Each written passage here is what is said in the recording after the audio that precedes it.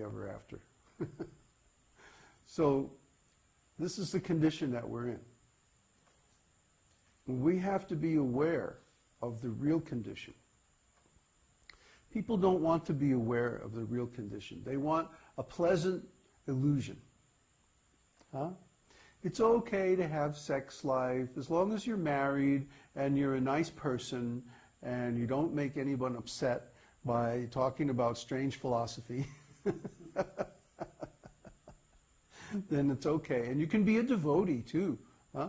Boy George said in a public press conference that it's okay to be gay and be a Hare Krishna.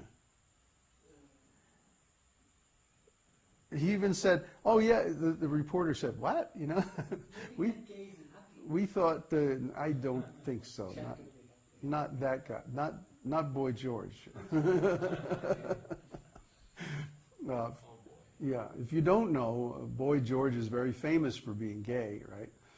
And he was an entertainer, and he says that, oh yeah, it's okay to be gay and be a Hare Krishna. And some reporter, questioned him. What? I thought the Hare Krishnas were really strict about that kind of stuff. Oh, no. The Hare Krishna is the gay religion, he said, quote unquote. Huh?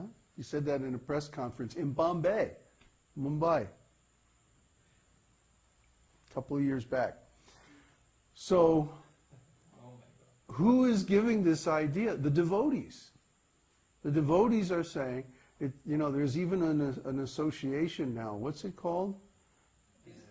No, it's part of this kind. Oh boy.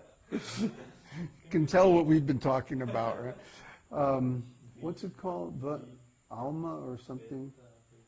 Something like, anyway, there's an association of gay Hare Krishna devotees, and they're lobbying for gay marriage within ISKCON.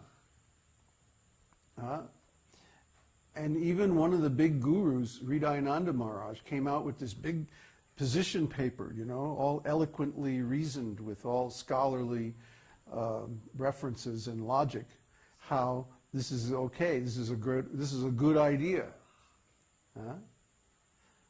I've always wondered about this. Why is the management of ISKCON pro-gay?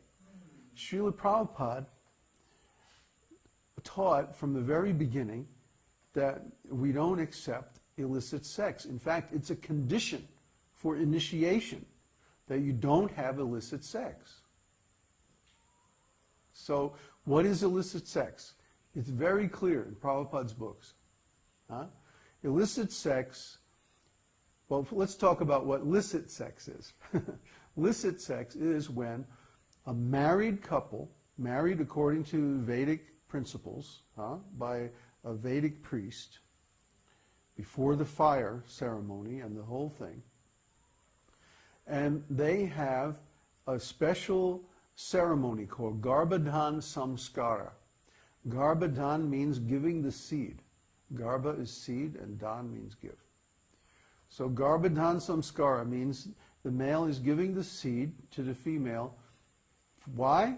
So that a devotee can come into the womb and be born in this material world and help people to attain Krishna consciousness. That's licit sex, according to Bhagavad Gita, according to Upanishads, Vedanta, all the Vedic scriptures. Now, what's illicit sex? Illicit sex is when we have sex for our own enjoyment. Okay?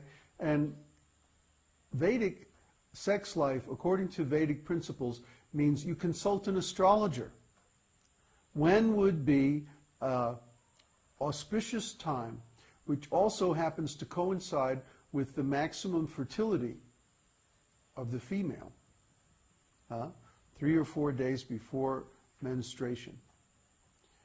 And when you have a good astrological configuration for that soul to enter within the womb.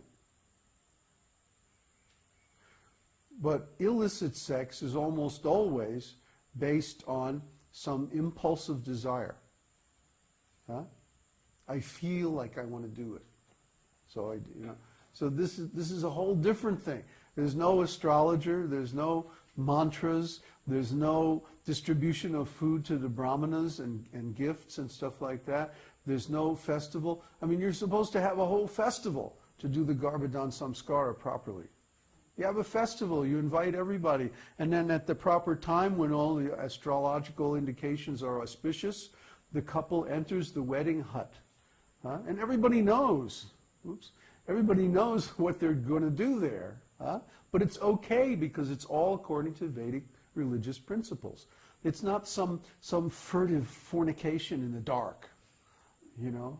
I mean, that's really awful when you think about it. It's so nasty. Yeah, intoxicated and, yeah, right. It's only in the human form that there's that. Actually, yeah. The animals, they have sex according to whatever the particular rules are for those animals.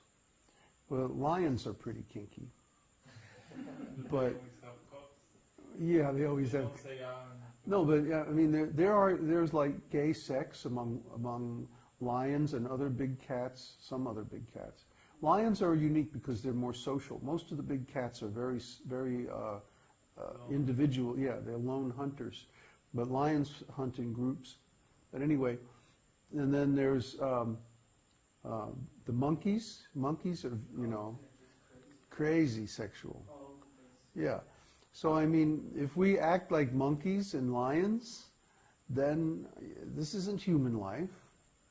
Well, why should we act like these animals, huh? Dogs, you see dogs in the street, you know, tasteless. I mean, it's tacky, it's awful. So human beings should behave like dogs and like monkeys and like that? No, that's not human life. Human life means restriction of sense enjoyment according to religious principles. Maybe we don't like it, huh? Maybe we can't do it. Maybe it's too much for us at our stage of development, but that's okay as long as we are honest about it. See, what sets me off and what always seems to me such a violation of ethical principles is when somebody puts themselves forward as an advanced senior devotee or a teacher or even a guru, but they're having illicit sex. And then they justify it by saying, oh, I'm married and we only do it once a month, you know, on the full moon or something like that. So do you do the Garbhadan Samskara? No. Do you chant the 64 rounds that day? No. Do you distribute food and other gifts to the brahmanas? No. Do you have a Sankirtan festival? No. Did you enjoy it? No. It's to enjoy. Yes, it's exactly this is why they do it, is to enjoy. That's illicit sex. I'm sorry, people. What can I say? I don't make the rules. They're in the Shastra.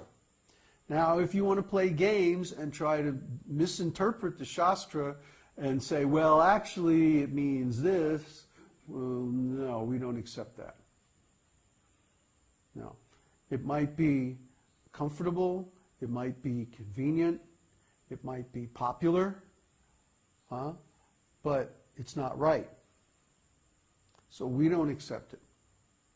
So if you're on that platform, which a lot of people are, where you have some interest or some devotion for Krishna, but you still find a need for material enjoyment, then admit it.